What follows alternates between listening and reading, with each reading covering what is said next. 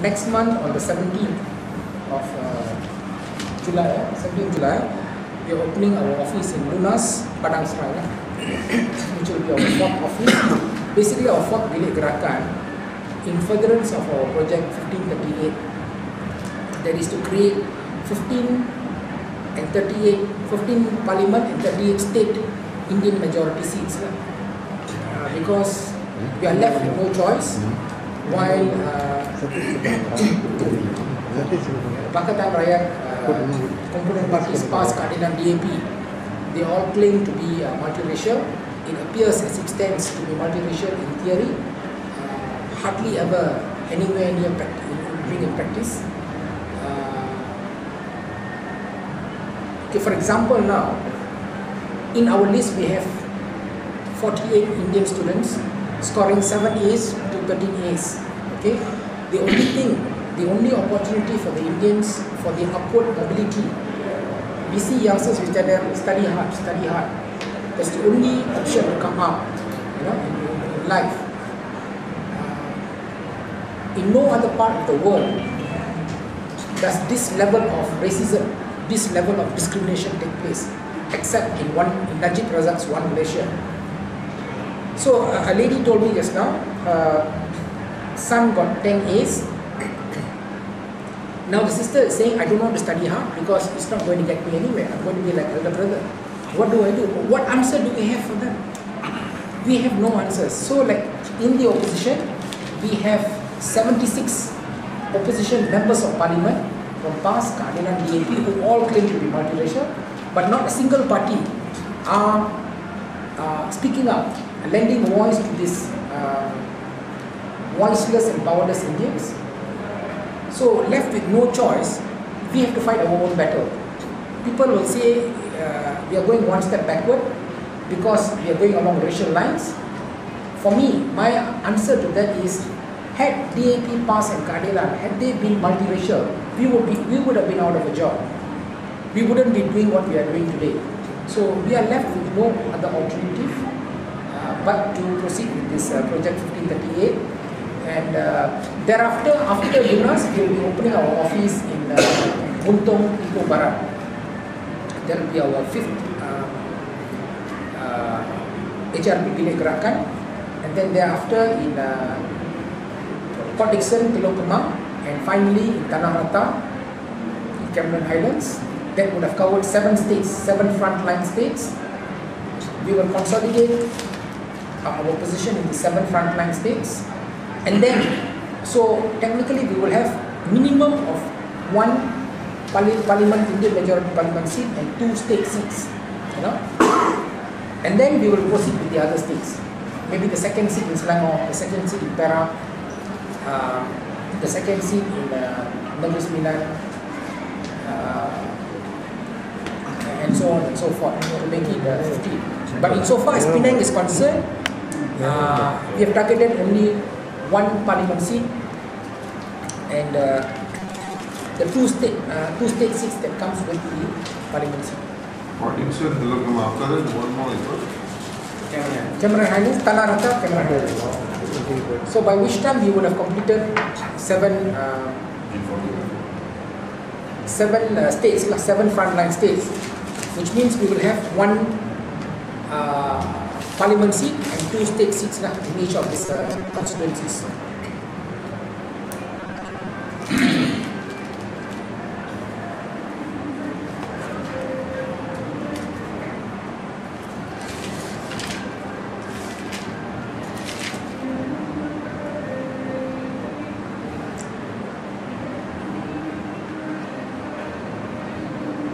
Is there any specific questions you want to ask? It seems amazing. The chorus summit, March 8th happened. And now within the space of 2 years, the 2 parties, your side and Pakatan Rakyat, are now seemingly in a sense at odds. They claim that it will take time, Assembly to publish all that. For example, see, this is the standard chorus sung by the Pakatan Rakyat states. Okay, Section 76 of the National Land Code empowers the state government with almost absolute authority insofar as land is concerned. Okay, I first, within a month of my release, I revealed this fact in Kampung Buah Pala. I said, Lim Guan Eng, by the stroke of his pen, can grant land to the owners of Kampung Buah Pala land. The whole matter is signed, sealed, legal, solved. Okay, that was 1 month. That was in June 2009. I said that. Okay, even my lawyer Karpal Singh, he has come to Kampung Buah Pala. Even he did not reveal this truth, this legal fact, this legal position. Sorry, he did not reveal this legal position. Though he has come to Kampung Buah Pala, to me, he's a good man. He's my lawyer, but he is politically motivated. He did not act in the best interest of justice. I have to speak the truth. He may have been my lawyer, so be it. I am grateful. I am appreciative of him. But when he wanted to tell the truth, he is on the side of Lim Guan Eng, the perpetrator of an injustice. He is siding the perpetrator of an injustice. I have to speak against Karpal Singh, who may have been my lawyer, so be it. But the truth is the truth. So similarly, in all the states, in all the 3 Pakatan Rakyat states, land, especially for Tamil schools, okay, like now there are 28 Tamil schools in Penang. By the stroke of the pen, Lim Guan Eng can declare all schools fully aided schools. I mean, he can give them land. The moment the Tamil schools are given land, they automatically become fully aided Tamil schools. See, I'm not a resident of Penang. See, when I saw the Asad Tamil school, in the world, the whole world, you can do a Google search. There's no underground school, no basement school, primary school, none. Asad Tamil school is the only one, and it's a shame that it has to be in the DAP-led state called Penang. And they make it sound that they are doing us a very big favor by giving the land an alternative 0.9 hectares. 0.9 hectares is 2 acres, almost 2 acres, which is 8 bungalow lots. Okay, they are building 6 classrooms.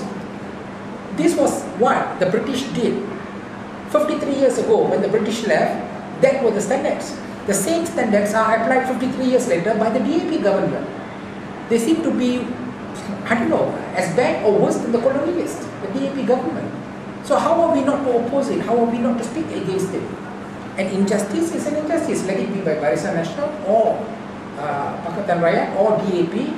Okay, we have to speak up. We have to speak up for the truth. And then they are not really taking the Indian issues seriously. All they are doing is, all they are engaging in is on a game of one-upmanship. That's it. Okay, Barisan Nasional didn't give the 100 ringgits. We are giving 100 ringgits. Right? They didn't give the school for Asad. We give you 0.9 hectares. So it's better. What 0.9 hectares did the Barisan Nasional not give once in 5 years if they give 0.9 hectares? What Barisan has been doing just like 28. So it's just a game of one-upmanship. They have not understood the seriousness, the intensity of the Indian problem. So the same row as Asad Tamil School, there's this, I could not help but observe it, but take note of it because I'm not from Penang. No, beside that Asad School, on the way to Asad School, there's this Penang Chinese Girls School, huge field, huge colonial majestic building and a huge field.